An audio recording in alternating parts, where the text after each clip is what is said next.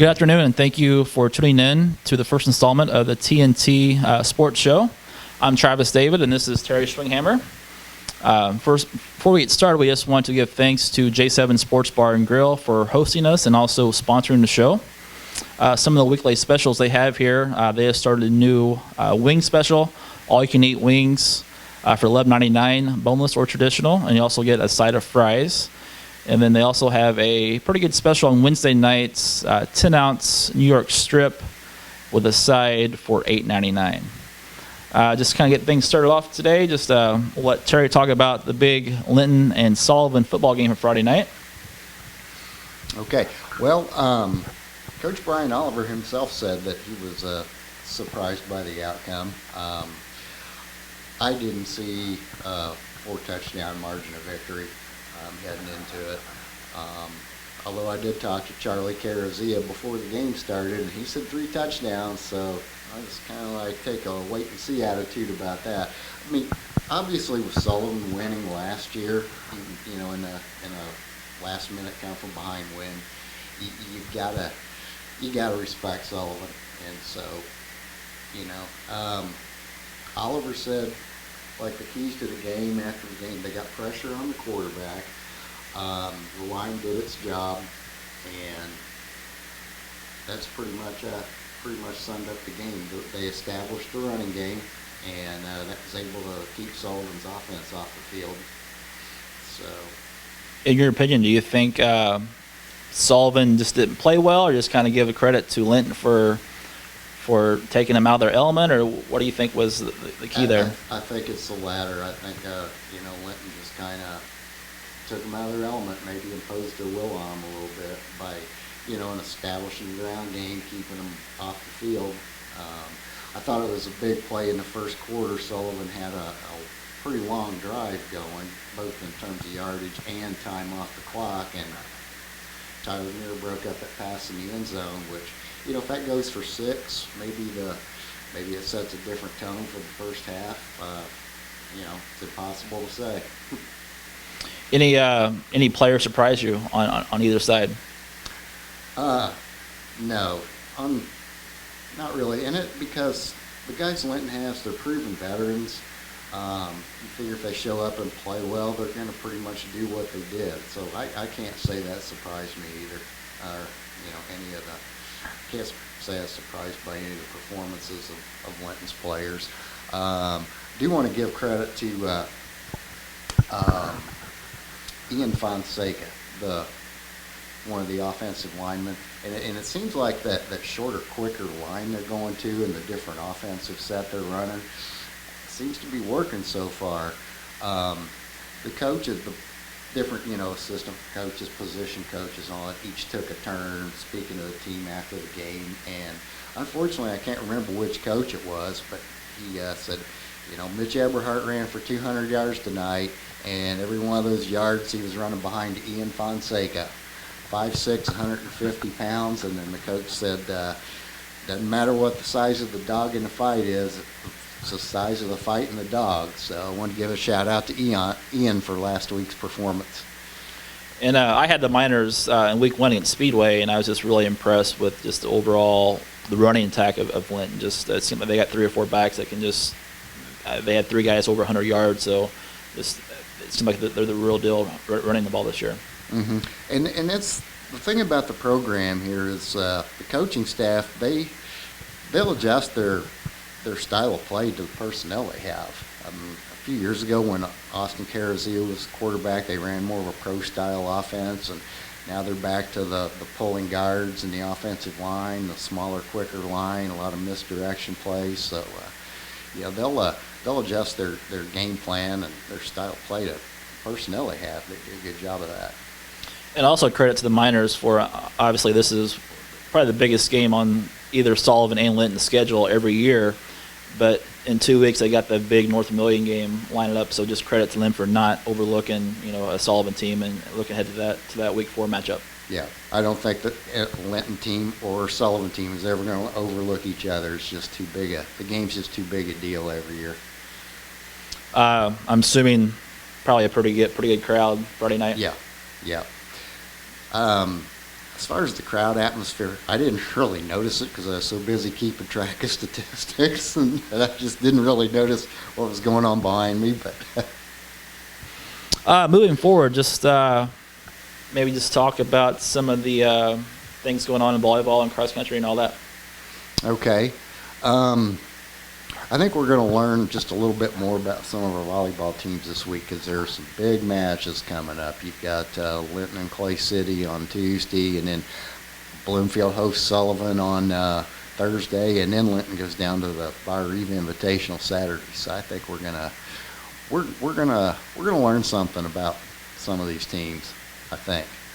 Yeah, I've had Bloomfield a couple of times, and I was actually at Clay City Saturday with Bloomfield, and the Lady Cardinals was a little sluggish. They ended up beating West Vigo the first match, and then against Clay City just kind of struggled a little bit, and Clay City actually won that match. So I'm really looking forward to the Clay City and Linton match on Tuesday. So maybe about some of the cross country teams in the area now.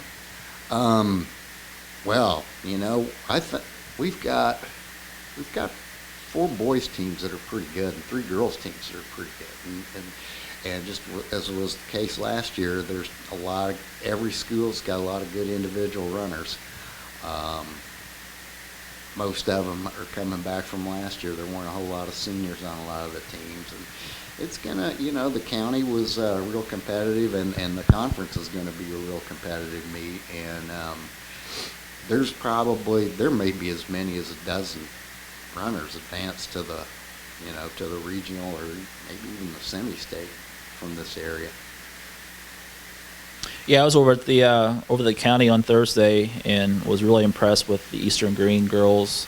Mm-hmm. Actually, the boys as well. Just the girls ended up winning the team standings, but as far as a group goes, the Lindley Kirkman led the team with the third place finish. But I thought just they have a bunch of pack runners, and that's what it takes in cross country is maybe not having that top runner, but the girls all packed together well. So yeah, and same can be said with the boys as well. So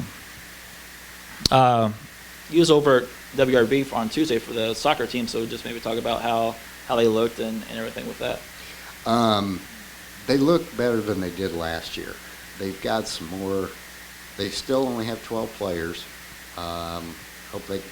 They hope they can get a few more numbers, but they've got more athletic kids this year. They're going to put a better product on the field. You can just see initially that it's a little upgrade from what they had last year. They might win a few matches. It's got to be tough for those kids with 11 positions being filled on the team, only having 12 players. A lot of those players are playing 80, 90 minutes a game. It's tough on the kids just playing that much. It is, and they're going to be exhausted by the time the match is over. And you could kind of see that even in their match against Owen Valley that I went to because, they played Owen Valley to a 1-all tie in the first half. But, they kind of started getting a little tired. Owen Valley scored a couple goals, took a little bit of wind out of White River Valley sails, and they just never really got back to where they were competitive in that match again. Is talking with Coach Settles, is he expecting some more players to come out maybe, or is this if he's kind of set with the 12 players that he's got now, or? Yeah, for now they're pretty much set with what they have. They're always going to be, I think, trying to recruit players, and if they get some, fine, but I don't know. One team that doesn't have any problem with numbers on our team is the Bloomfield tennis team. I think they have 12, 13 guys on their roster, and again, another good year for Mr. Canny's team out there starting off with.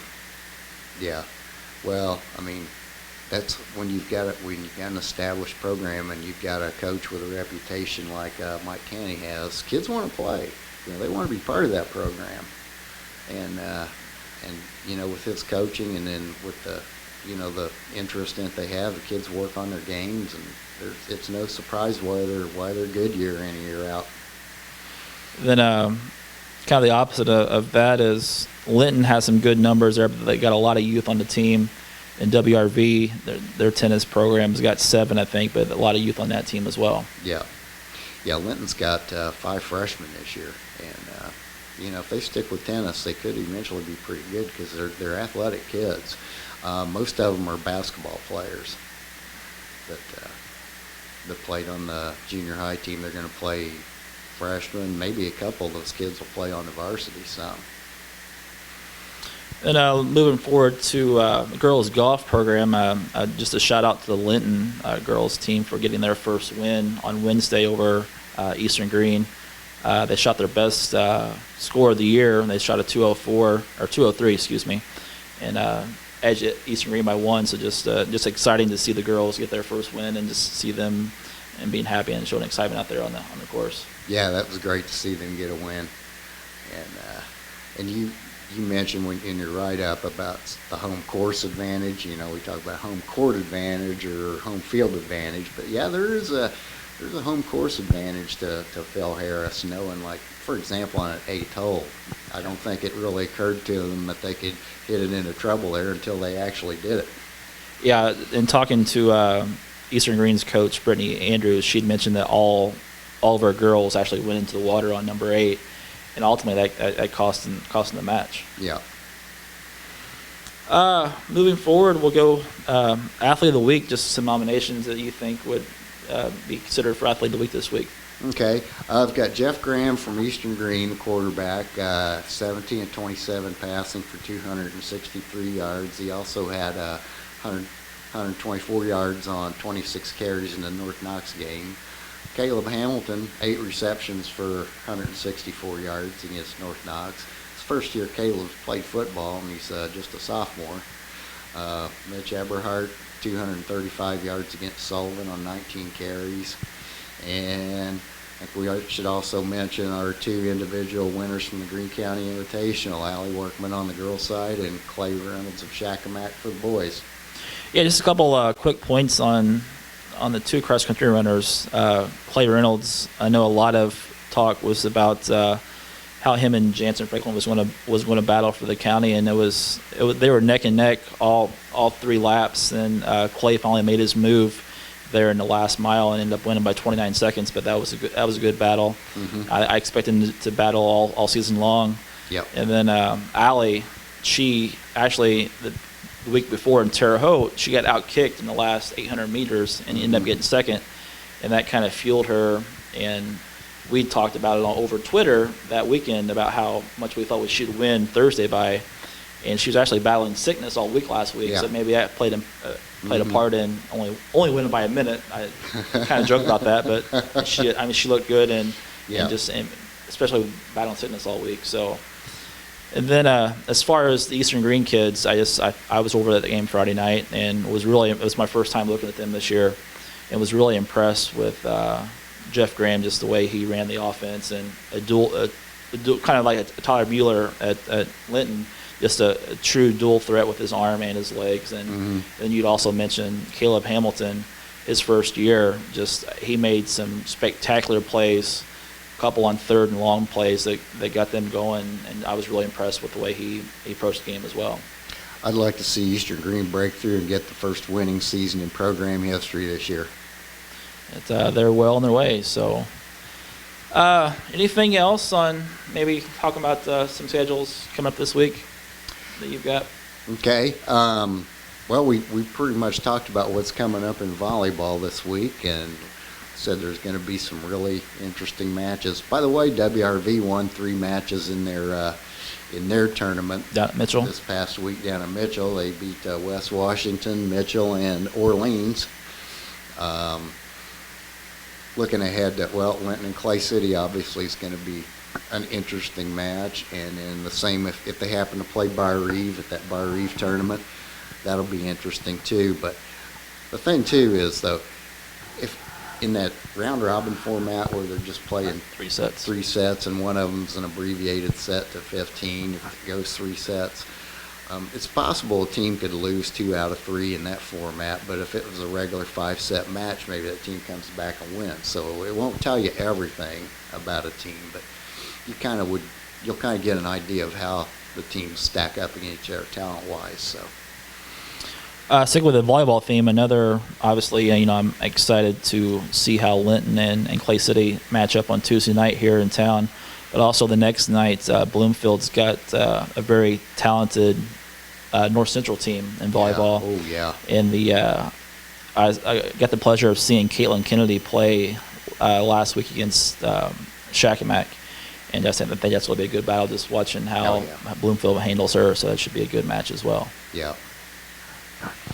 That just about wraps it up for week 1. So we just want to thank you all for tuning in and be tuned in for next Monday.